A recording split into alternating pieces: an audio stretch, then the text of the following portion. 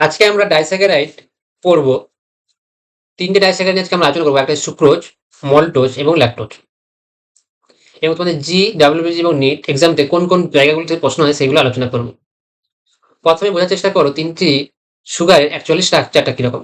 Sucrose যেটা হয়, এক অণু গ্লুকোজ এবং এক অণু ফ্রুক্টোজ মিলে সুক্রোজ মলিকুলটা তৈরি হয়। এটা হচ্ছে গ্লুকোজের পাইরানোজ ফর্ম সাইক্লিক স্ট্রাকচার, যেখানে এই কার্বনটা হচ্ছে C1 কার্বন, যেখানে অ্যালডিহাইডটা হেমিস্টারেল কনভার্ট হয়। এবং ফ্রুক্টোজে তোমরা যদি এই কার্বনটাকে C2, এটা হচ্ছে ১ নম্বর কার্বনটাকে ২ নম্বর করো, তাহলে এটা হচ্ছে C2। তো গ্লুকোজের C1 কার্বনের সাথে ফ্রুক্টোজের C2 কার্বনের রিঅ্যাকশন হয় এবং সেখানে দুটো OH পার্ট থেকে এক অণু ওয়াটার বেরিয়ে যায় এখানে, এবং নতুন একটা বন্ড তৈরি হয় ও ও COC বন্ড। এটাকে বলা হয় ইথার টাইপ বন্ড। ইথার এই বন্ডটাকে বলা হয় গ্লাইকোসাইডিক লিঙ্কেজ। ইথার বন্ড, এটাকে বলা হয় গ্লাইকোসাইডিক লিঙ্কেজ।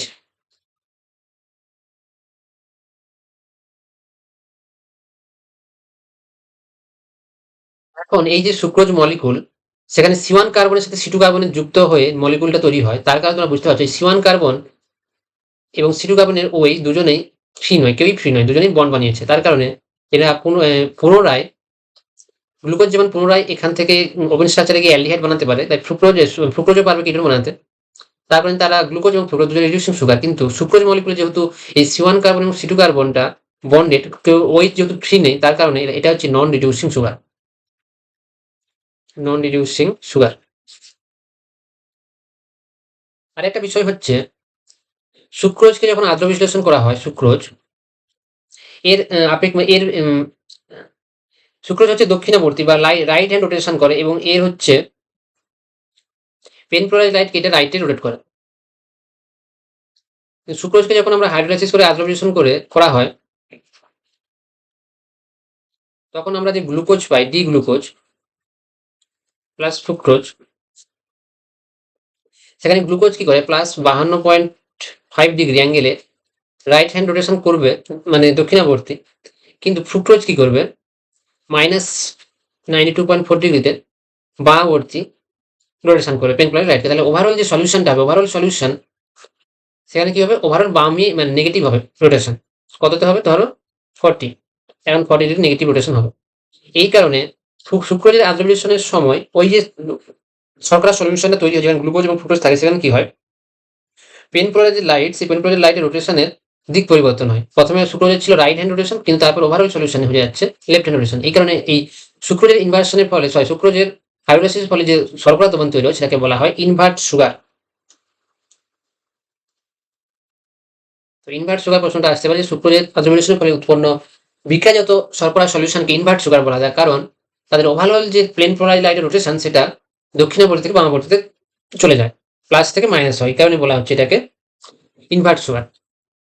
এখন মল্টোজ হচ্ছে এক অণু বা মলিকুল, এক মলিকুল গ্লুকোজ, তার সাথে আরেক মলিকুল গ্লুকোজের রিঅ্যাকশন হয়। এখানে দুজনই C1 এর রিঅ্যাকশন হয়, বুঝতে পারলে?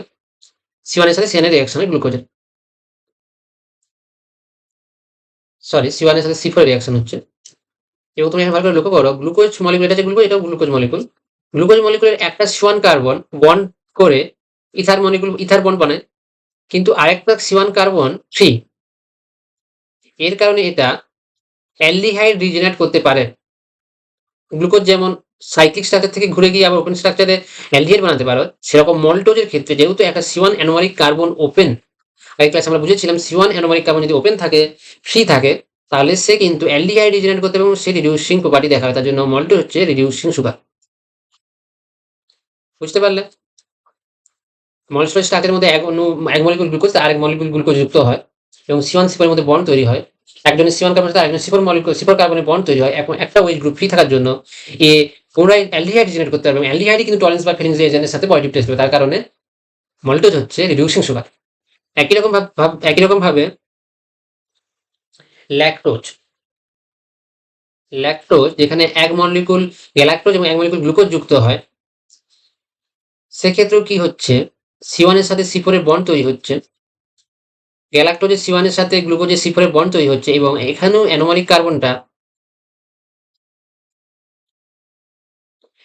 কার্বন ফ্রি থাকার কারণে এটা পুনরায় কিন্তু অ্যালডিহাইড রিজেনারেট করতে পারবে, এই বন্ডটা ভেঙে যাবে, তার কারণে এটাও রিডিউসিং সুগার। তো পরীক্ষাতে শুধুমাত্র একটা প্রশ্নই আসবে যে সুক্রোজ নিয়েই প্রশ্ন আসবে, সুক্রোজ হচ্ছে এটা রিডিউসিং সুগার নয়, নন রিডিউসিং সুগার হচ্ছে সুক্রোজ, এই প্রশ্নটা ইম্পর্টেন্ট। আমরা ব্যাখ্যা করলাম যে কিভাবে বাকি মল্টোজ এবং ল্যাকটোজ পুনরায় অ্যালডিহাইডে আসতে পারে ওপেন স্ট্রাকচারের, তার কারণে তারা রিডিউসিং প্রপার্টিজ দেখায়। বুঝতে পারলে? তো মিউটার রোটেশন কিন্তু সুক্রোজ দেখাবে না, কারণ সুক্রোজ যেহেতু সুক্রোজে কোনো অ্যানোমারিক কার্বন ফ্রি নেই, মানে অ্যালডিহাইড হতে পারে না, তার জন্য সুক্রোজ মিউটার রোটেশনও দেখাবে না আর রিডাকশনও দেখাবে না। কারণটা কি? কারণ হচ্ছে ফ্রি অ্যানোমারিক কার্বন নেই। দুটো মানে ফ্রি অ্যানোমারিক কার্বন বলতে যেখান দিয়ে রিয়াকশনটা হয় সেই কার্বনটা ফ্রি নেই, কিন্তু এদের ক্ষেত্রে ফ্রি থাকার কারণে এরা রিডাকশনও দেখাবে এবং মিউটার রোটেশনও দেখাবে। বুঝতে পারলে? আর লিঙ্কেজগুলো বললাম, একটা আলফার সাথে একটা 1 এর সাথে একটা 2, একটা একের সাথে 4। আর galactose glucose, glucose glucose glucose fructose, এটা মাথায় রাখতে হবে তোমাদেরকে। আর কোন কোন অ্যানোমারিক কার্বনটা ইনভলভ সেটা কিন্তু বুঝিয়েছি। আর এটা ক্যান সুগারে পাওয়া যায় সুক্রোজ, মল্ট সুগারে পাওয়া যায় মল্টোজ, আর ল্যাকটোজ হচ্ছে দুগ্ধ শর্করা মিল্ক সুগারে পাওয়া যায়। তো এই ছিল আমাদের ডাইস্যাকারাইডের পার্ট। আমরা ডাইস্যাকারাইডটা কমপ্লিট করলাম, আগের দিন ফ্রুক্টোজ কমপ্লিট করেছি, তার আগে গ্লুকোজ কমপ্লিট করে দিয়েছি। আমরা পলিস্যাকারাইড কমপ্লিট করে অ্যামিনো অ্যাসিড প্রোটিনে যাবো।